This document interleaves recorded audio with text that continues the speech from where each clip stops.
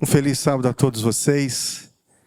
Que alegria estarmos aqui novamente para juntos podermos estudar a Bíblia, a Palavra de Deus.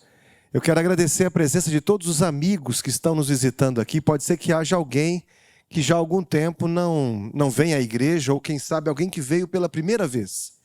Eu quero estender as boas-vindas a você, dizer que nós estamos felizes de receber você e quero que venha sempre. A Igreja do Campolim tem a alegria de receber você aqui nesse sábado e sempre. Abra sua Bíblia, nós queremos estudar um pouquinho sobre a fé. O título da mensagem, Dúvida e Fé, como acreditar. Nós vamos, a partir do mês de fevereiro, queridos, nós vamos estudar um pouquinho sobre alguns temas sobre Deus. Nós queremos falar sobre o Deus desconhecido. E para falar sobre o Deus desconhecido, é importante que nós possamos fazer uma introdução a respeito do tema, falando sobre a fé.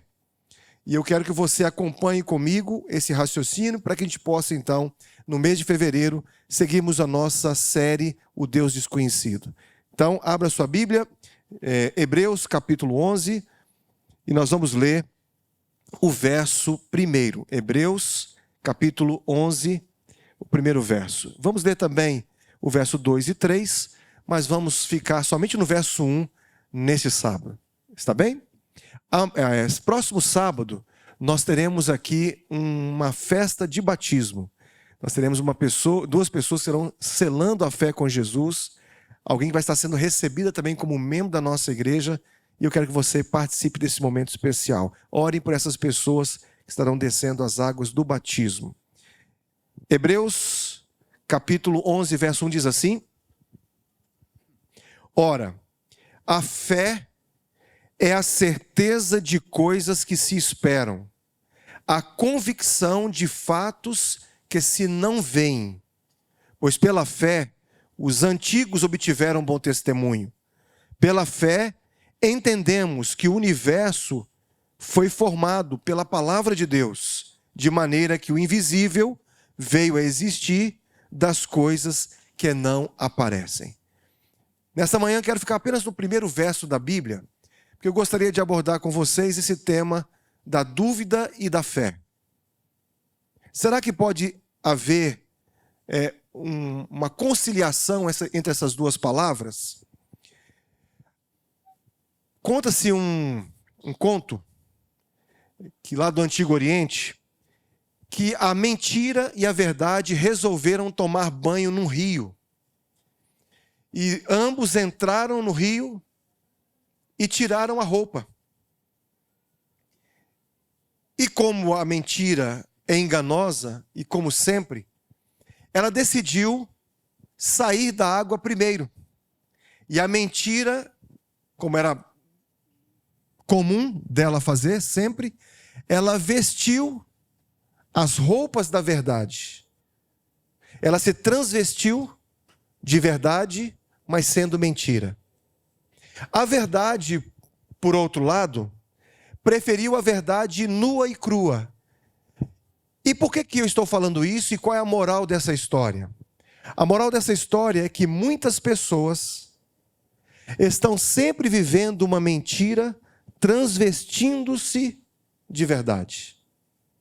A pergunta que eu faço é a seguinte: como é que nós vamos viver? Como nós queremos viver? Queremos viver uma mentira, transvestidos de verdade? Ou queremos viver a verdade nua e crua?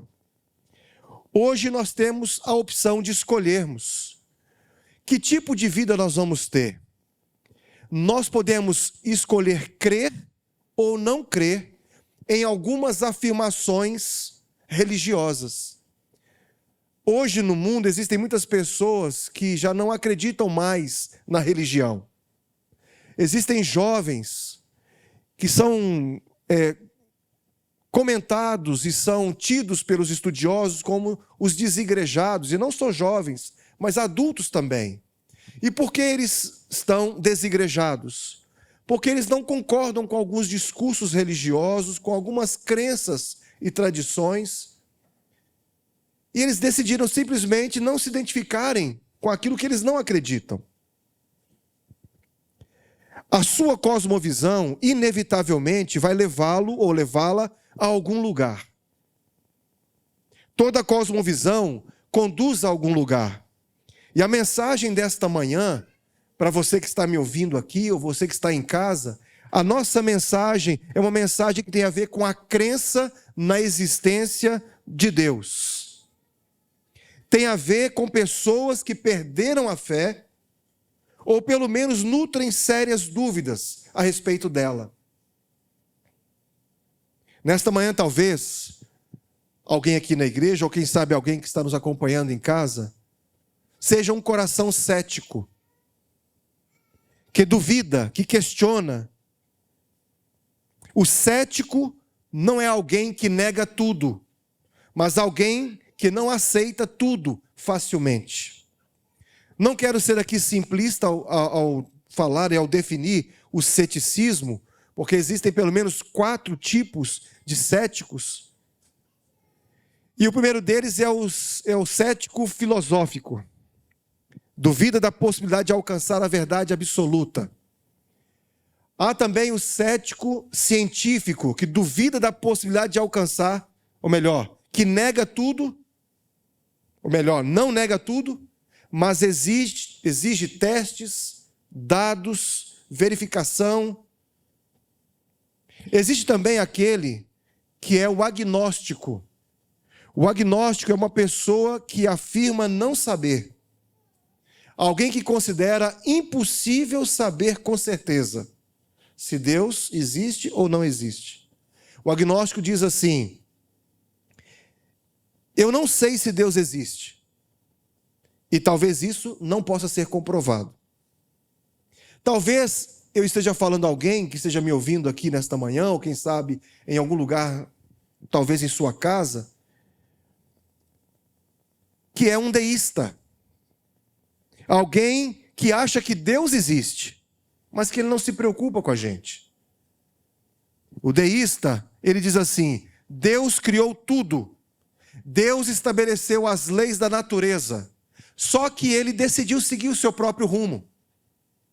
É aquele Deus que criou tudo, organizou tudo e simplesmente abandonou o ser humano. Este é o deísta.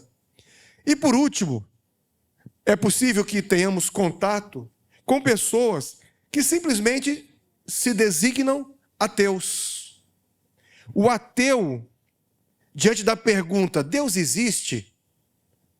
Ele responde, não.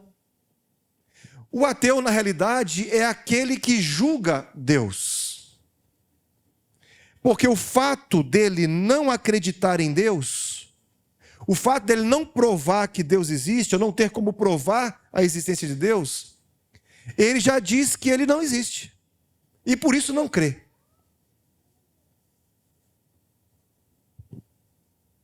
Ao estudar esse texto aqui de Hebreus capítulo 11, verso 1, nós podemos perceber que a fé nos proporciona 3 oportunidades. A primeira é a oportunidade de acreditar, de crer.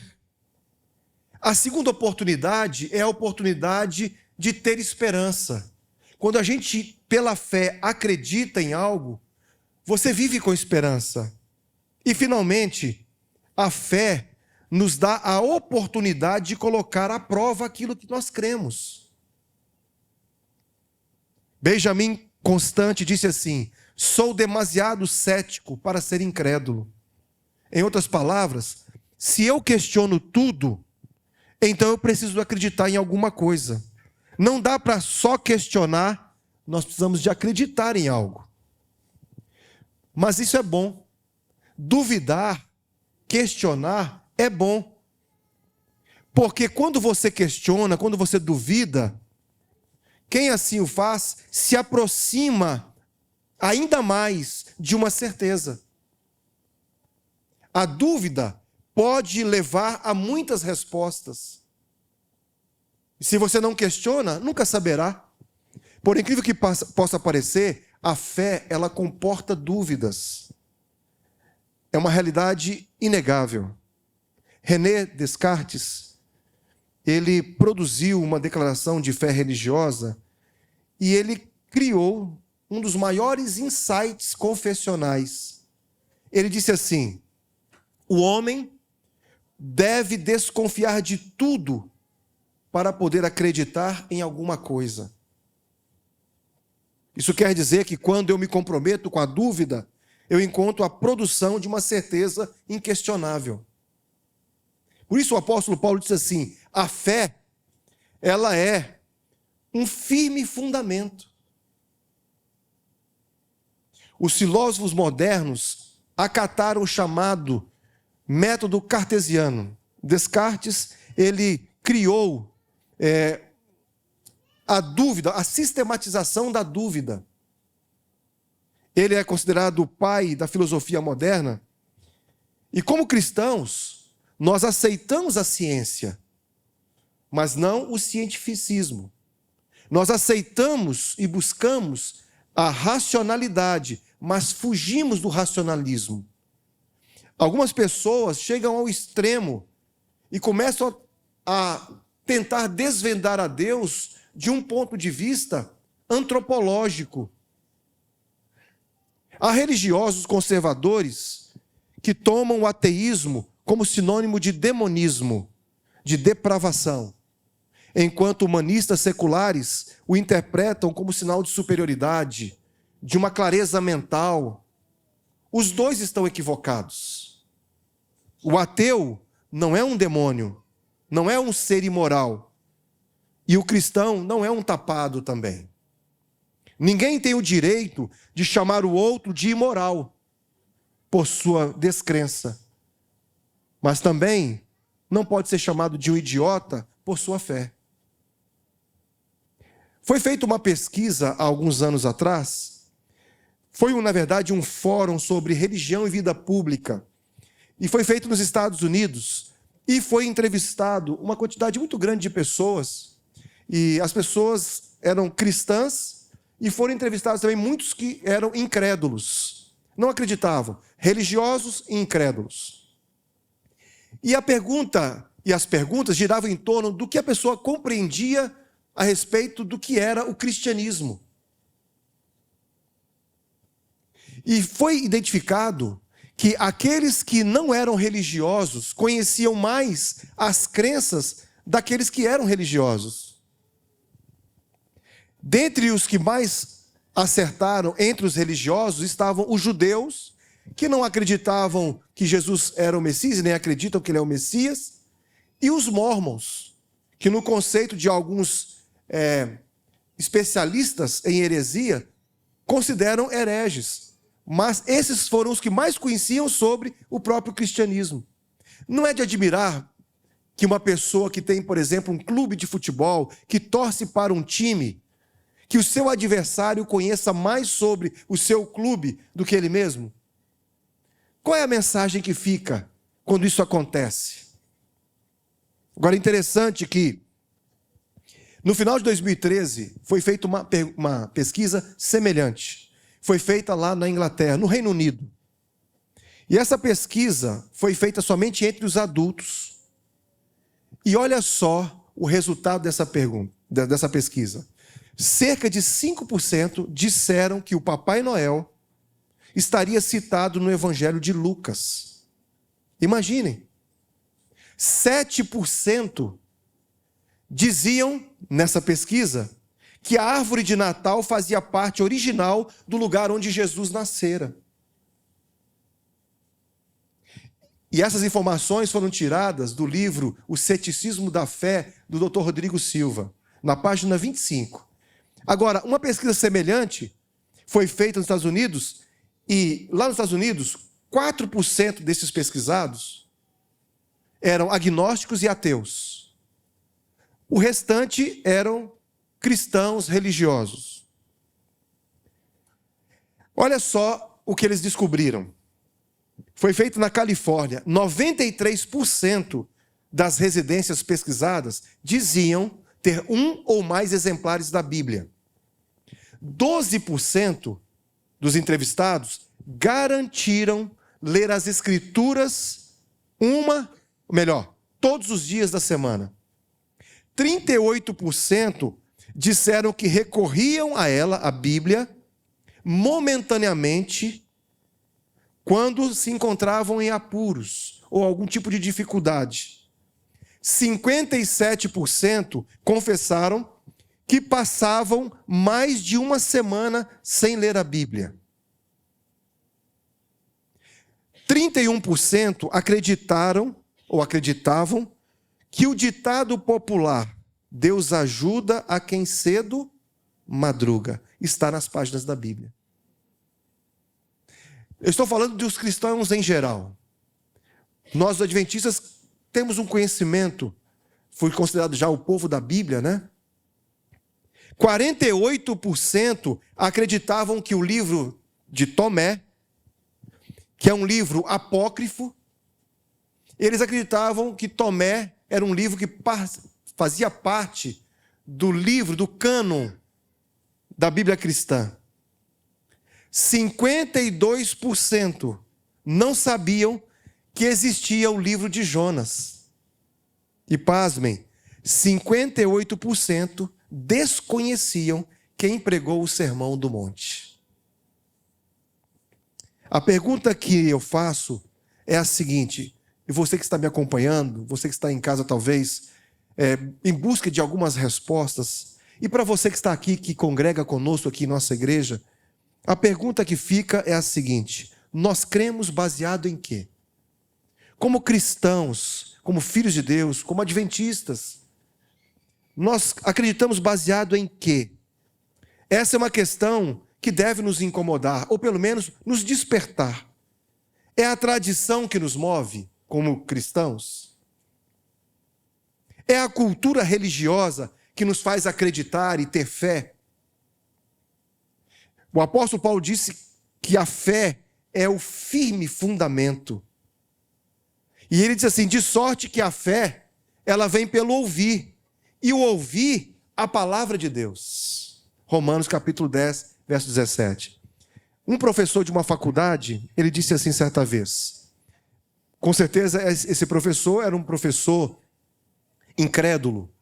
Ele disse assim: eu estou disposto a trocar meus velhos sapatos, desde que me deem novos sapatos e mais apropriados.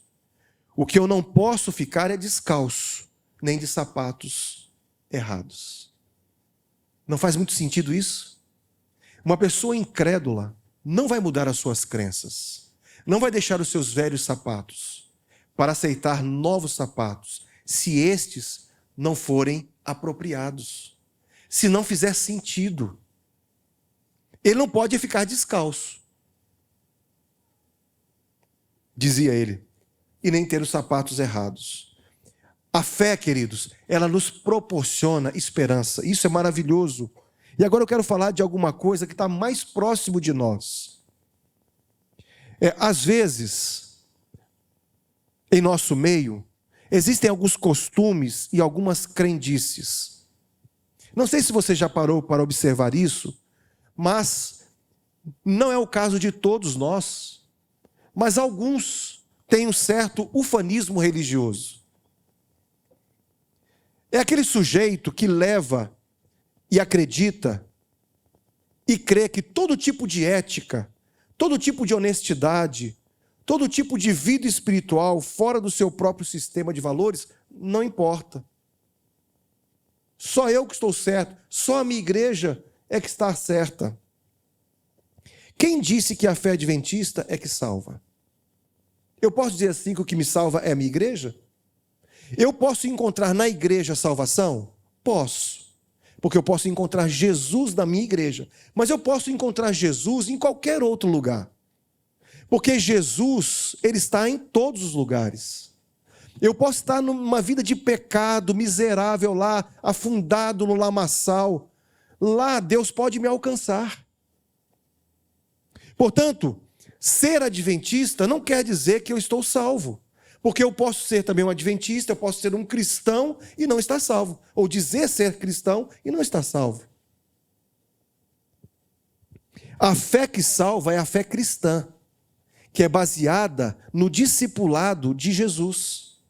Então a fé nada mais é, a fé da vida cristã, uma pessoa, e não uma igreja, ou uma crença, ou um código de ética e de comportamento.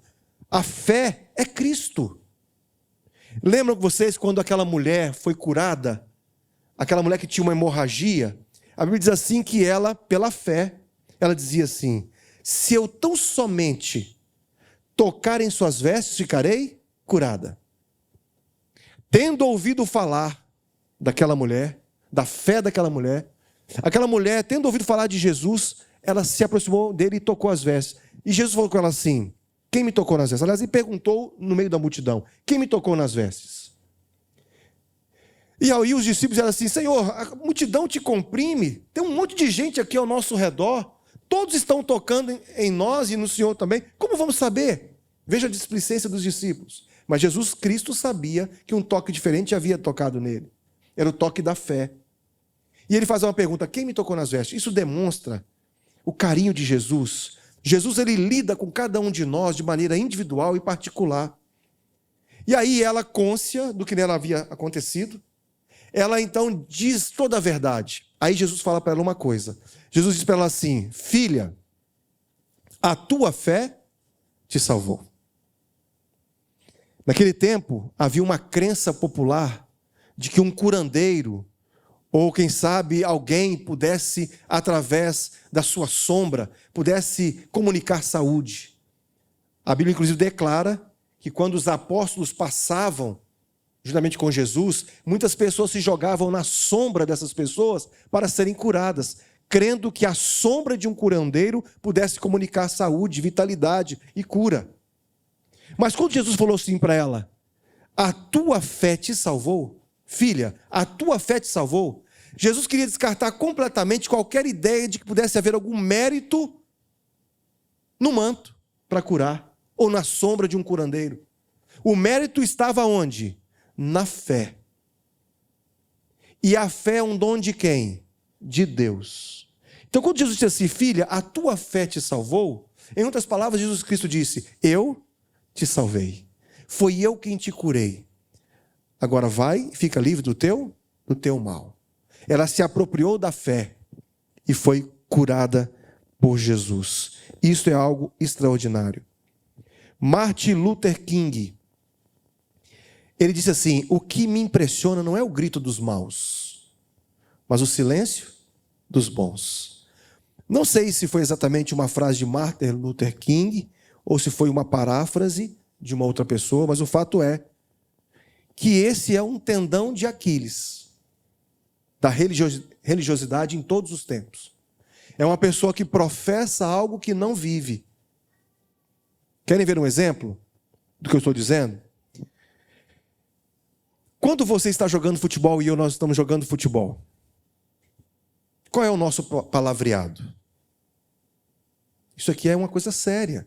Às vezes nós não paramos para pensar nessas questões. Quando eu estou na minha faculdade, estou lá com os meus amigos, que tipo de brincadeiras eu faço para poder estar contextualizado e aceito pelo grupo que eu quero pertencer? Quais são as nossas atitudes? Há coerência em tudo que nós falamos ou fazemos?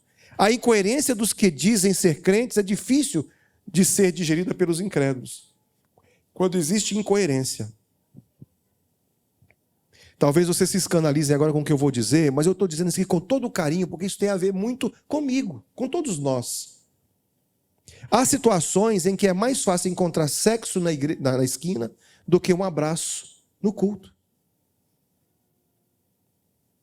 E, com certeza, isso que não é a realidade nossa, assim eu desejo que seja, mas quem disse isso, na verdade, foi um padre.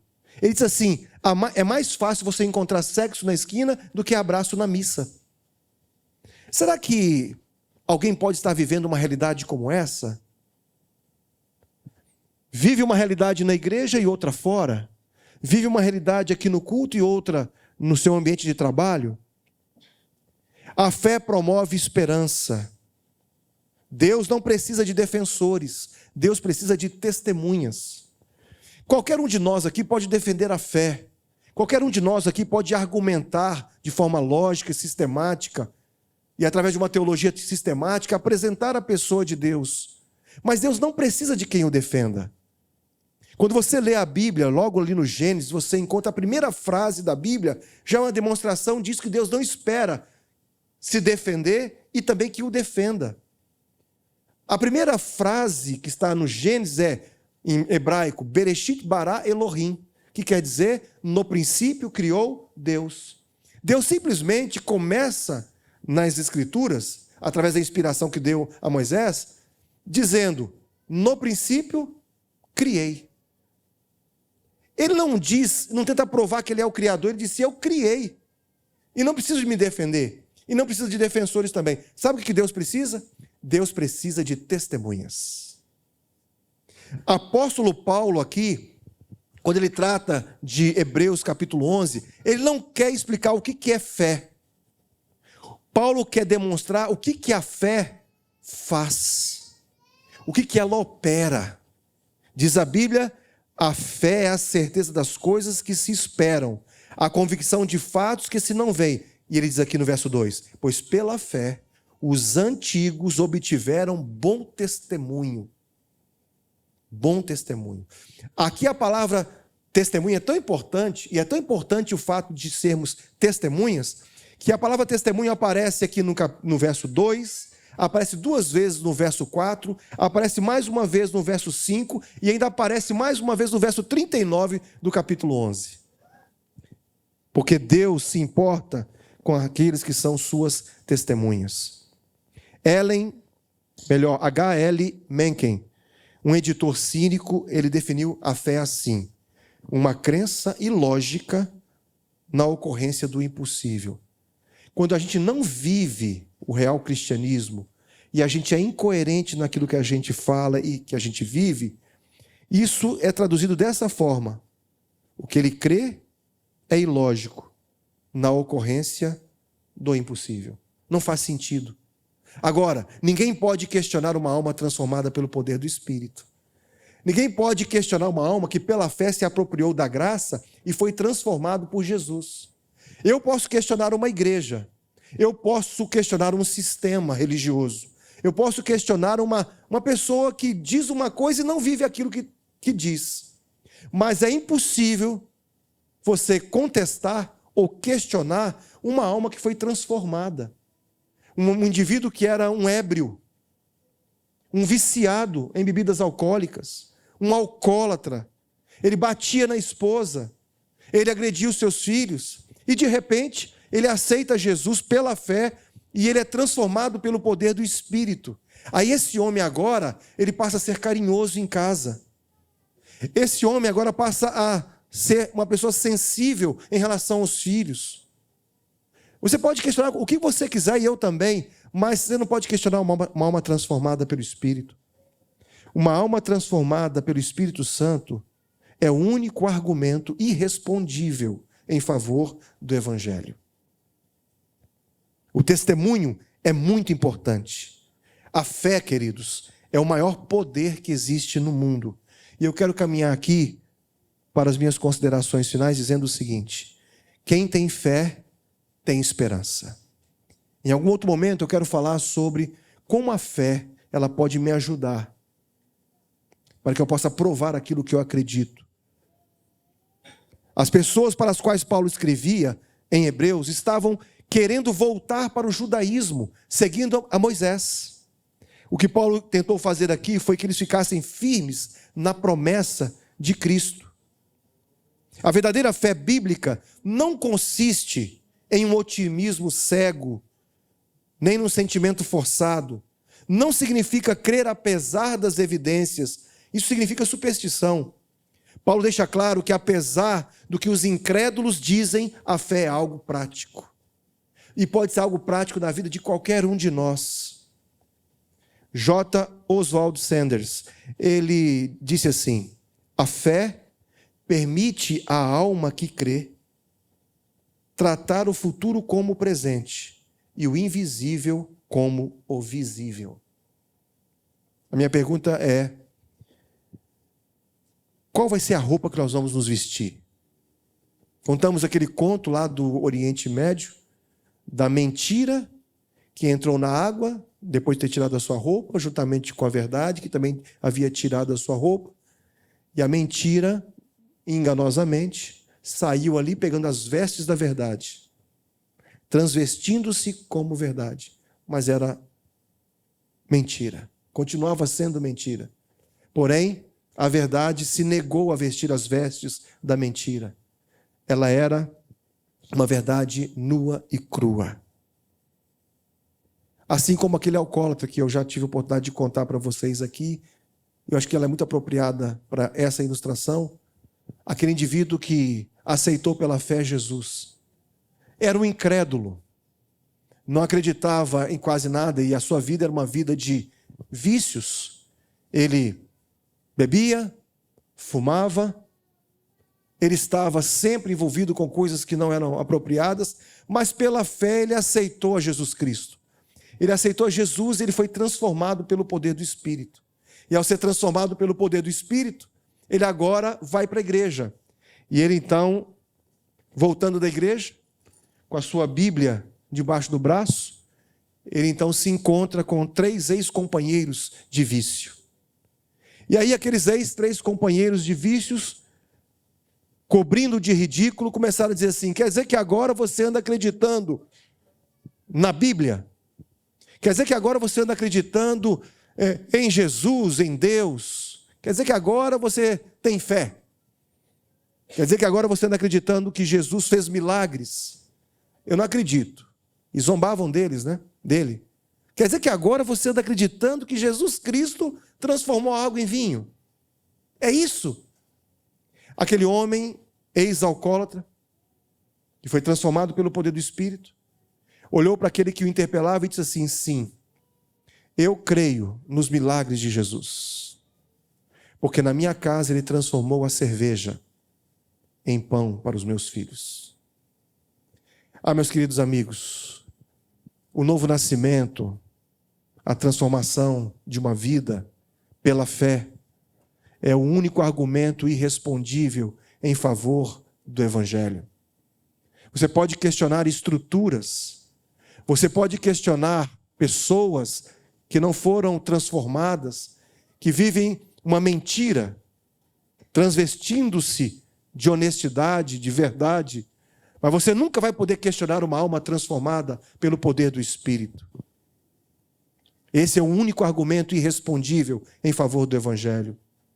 Nesta manhã, queridos, Deus lhe convida para que você possa se entregar completamente a Ele.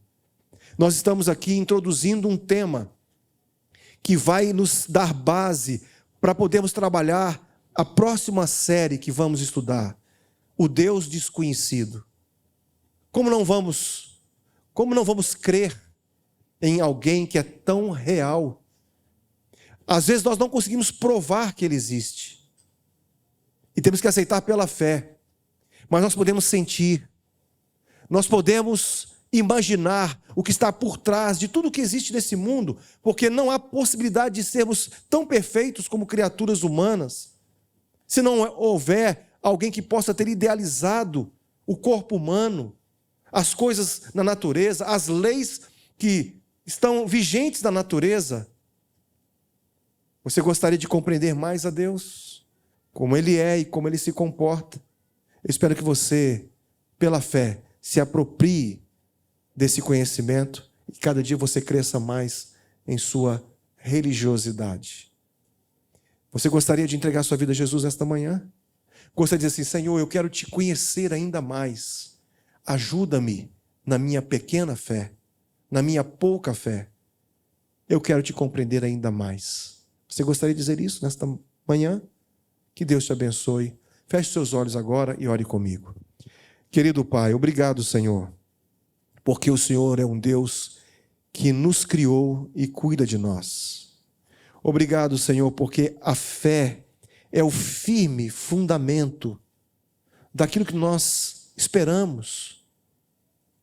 É a certeza das coisas que nós não vemos. Mas é um firme fundamento porque a fé nos permite crer, acreditar. A fé nos permite termos esperança e ela também nos permite a colocar em prova ou à prova aquilo que acreditamos. Ó Deus querido, nos ajude a aceitarmos o teu plano para a nossa vida. Se porventura alguém que esteja nos ouvindo agora, que não acredita em Deus, que tem julgado a Deus como alguém que está morto, que não existe, que possa compreender que o fato de não poder provar a existência de Deus não significa que o Senhor não exista. Que o Senhor possa alcançar a nossa vida e transformá-la. Em nome de Jesus. Amém.